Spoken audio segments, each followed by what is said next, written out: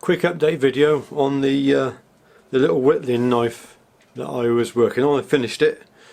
I'm going to head off out into the woods in a minute and have a camp. I want to test it because I've done a few little things different to this knife as well. So there it is. That's how it's come out, the little whittler. So we've got a reduced finger guard, a very small pointy blade, a large lozenge handle. I fitted it with some yew and plain brass hardware. I didn't put any liners on because it's just a prototype, and it was sort of quickly finished really. I did put little scallops in the front of the scales to allow for a place for your thumb to sit when you're doing sort of carving, sideways carving.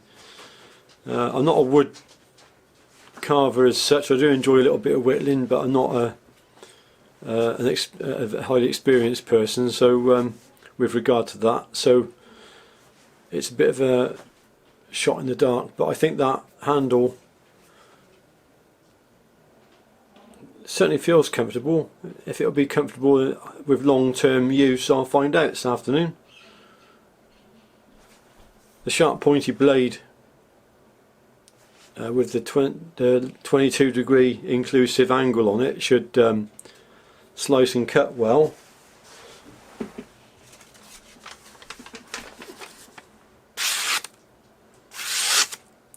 Certainly no problem with paper.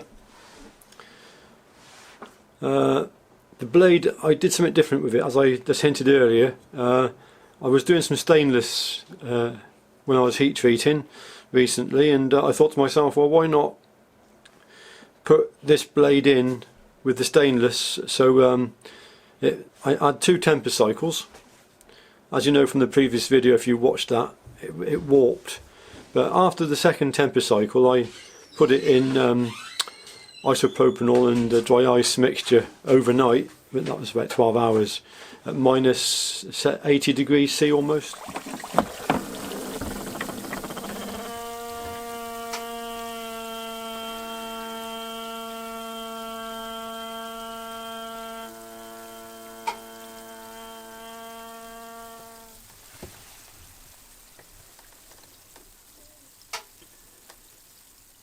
And I did notice that it did gain half a Rockwell point in its hardness over that time. And then I tempered it back and corrected the warp as per the previous video. So it'd be interesting to see if that has affected the blade in edge retention or lack of, increased it, one would hope. But from what I read online, all the people say that freezing or cryogenics on carbon steel doesn't really achieve a great deal.